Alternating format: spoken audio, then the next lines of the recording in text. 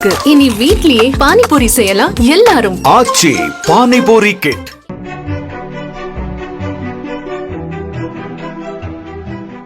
இந்திய தொழில்துறையின் காட்ஃபாதர் என பிரமிக்கப்பட்டவர் ரத்தன் டாடா. இந்தியாவில் மட்டுமல்ல, உலக அரங்கிலும் டாடா குழுமத்தின் வளர்ச்சியில் ரத்தன் டாடாவின் பங்கு மகத்துவமானது என போற்றப்பட்டவர். கடந்த 2024 அக்டோபர் 9 உடல் நலம் பாதிக்கப்பட்டு காலமானது பலரையும் கலங்கடித்தது. காரணம், அவர் பொதுமக்களுக்கு செய்த பல்வேறு உதவிகள்தான். மேலும் அவர் இறப்பதற்கு முன்பு 3900 கோடி ரூபாய் மதிப்புள்ள சொத்துக்கள் யார் யாருக்கு சேர வேண்டும் என உயிலில் விரிவாக எழுதி வைத்திருந்தார். அந்த உயிலில் தனது உதவியாளர்கள், சமையல்காரர்கள், பணியாளர்கள், நண்பர்கள் என ஒவ்வொருவருக்கும் தனது சொத்துக்களில் எவ்வளவு கொடுக்க வேண்டும் என 24 பேர் கொண்ட பட்டியலை எழுதியதோடு அவர்களில் யார் யாருக்கு எவ்வளவு கொடுக்க வேண்டும் என்பதையும் குறிப்பிட்டிருந்தார். அதன்படி ரத்தன் டாடாவின் சமையல் நிர்வாகத்தை கவனித்துக் கொண்ட சுப்பையா கோனார் என்பவருக்கு 66 லட்சம் ரூபாய் கொடுக்க வேண்டும் என்றும் அவர் வாங்கிய 36 லட்சம் ரூபாய் கடனை தள்ளுபடி செய்ய வேண்டும் என்றும் குறிப்பிட்டிருந்தார். இதுகுறித்து சுப்பையா கோனார் நெகிழ்ந்து போய் பேசியிருப்பது சமூக வலைதளங்களில் வைரலாகி வருகிறது. மேலும் 500 ரூபாய்க்கு அவரிடம் வேலைக்கு சேர்ந்து 65,000 ரூபாய் வரை சம்பளம் வாங்கியது, அவர் மறைவின் கடைசி நிமிடங்களில் நடந்தது என்ன என பல்வேறு தகவல்களை பகிர்ந்துள்ளதும் வைரலாகி வருகிறது. திருநெல்வேலி மாவட்டம் ராமானுஜம்புதூரைச் சேர்ந்தவர்தான் இந்த சுப்பையா கோனார். சிறு வயதிலேயே மும்பைக்கு சென்றுள்ளார். ஜுஹு பகுதியில் ஒரு பங்களாவில் வேலைக்கு சேர்ந்துள்ளார். அந்த வீட்டிற்கு அருகில்தான் ரத்தன் டாடாவின் பங்களா இருந்துள்ளது. அப்போது ரத்தன் டாடாவிடம் ஒரு நாய் இருந்துள்ளது. அதை பார்ப்பதற்காக அந்த பக்கம் செல்வாராம் சுப்பையா கோனார். அப்படி அந்த நாயுடன் ஏற்பட்ட நட்புதான் ரத்தன் டாடாவிடம் நட்பை ஏற்படுத்தி கொடுத்துள்ளது. அதிலிருந்து சாக்லேட்டுகளை கொடுத்து அந்த நாயுடன் விளையாட அனுமதி கொடுத்தாராம் ரத்தன் டாடா. பிறகு சில ஆண்டுகளில் மும்பை பிடிக்காமல் சொந்த ஊருக்கே திரும்பிவிட்டாராம் சுப்பையா.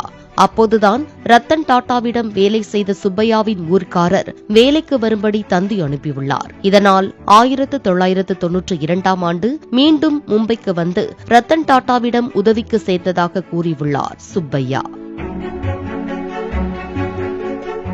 ஏற்கனவே தனது செல்ல நாய் மூலம் நட்பானதாலும் சிறுவனாக இருந்தாலும் தனது மகனைப் போல பார்த்துக் கொள்ள ஆரம்பித்துள்ளார் ரத்தன் டாடா.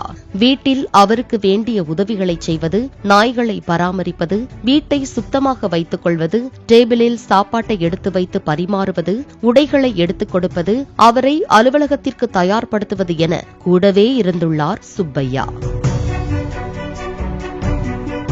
அன்று வேலைக்கு சேர்ந்தபோது அவருக்கு கொடுக்கப்பட்ட சம்பளம் 500 ரூபாய். ஆனால் கடைசியாக தனக்கு கொடுக்கப்பட்ட சம்பளம் 65,000 ரூபாய் என ஆச்சரியப்படுத்தியுள்ளார் சுப்பையா.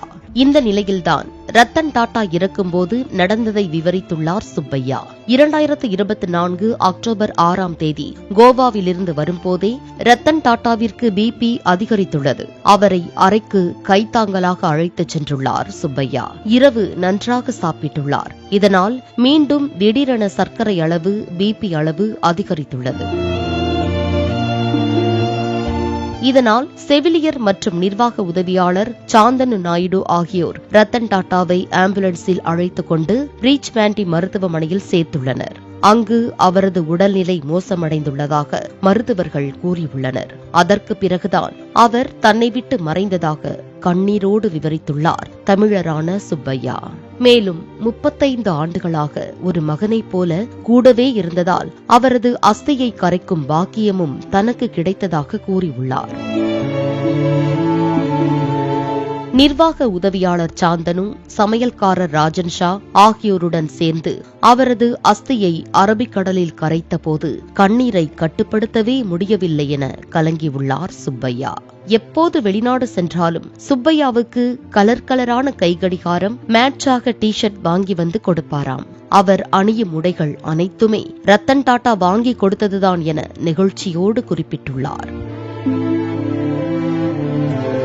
உனக்காக சொந்தமாக வீடு வாங்கிக் கொள் என கூறியதோடு சுப்பையாவும் அவரது குடும்பமும் ரத்தன் டாடா கொடுத்த வீட்டில்தான் தங்கியிருப்பதாக கூறியுள்ளார். அதாவது மும்பை புறநகர் பகுதியில் ஒரு வீடு வாங்க முடிவு செய்திருப்பதாக ரத்தன் டாடாவிடம் கூறியுள்ளார் சுப்பையா.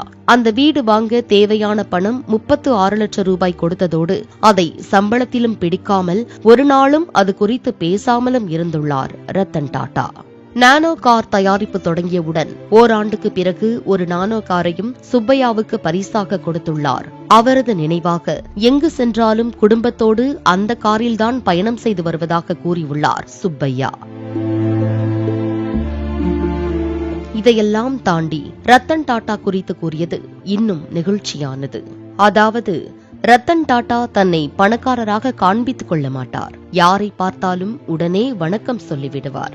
விமான நிலையத்தில் தன்னை ஒரு விஐபியாக காண்பித்துக் கொள்ளாமல் வரிசையில்தான் காத்திருந்து செல்வார். அவரது உடைமைகளை அதிகாரிகள் சோதிக்க விரும்பவில்லை என்றாலும் அவரே சோதிக்கச் சொல்வார். அசைவ உணவுகளை விரும்பி சாப்பிடுவார் என கூறியுள்ளார். இந்த நிலையில்தான் ரத்தன் டாடாவின் மறைவுக்கு பிறகு அவர் எழுதி வைத்திருந்த உயிலில் சமையல் நிர்வாகத்தை கவனித்துக் கொண்ட சுப்பையா கோனார் என்பவருக்கு 66 லட்சம் ரூபாய் கொடுக்க வேண்டும் என்றும் அவர் வாங்கிய 36 லட்சம் ரூபாய் கடனை தள்ளுபடி செய்ய வேண்டும் என்றும் எழுதியிருந்தார் என்பது குறிப்பிடத்தக்கது. இனி வீட்லயே பானிபூரி செய்யலாம் எல்லாரும். ஆச்சி பானிபூரி கிட்.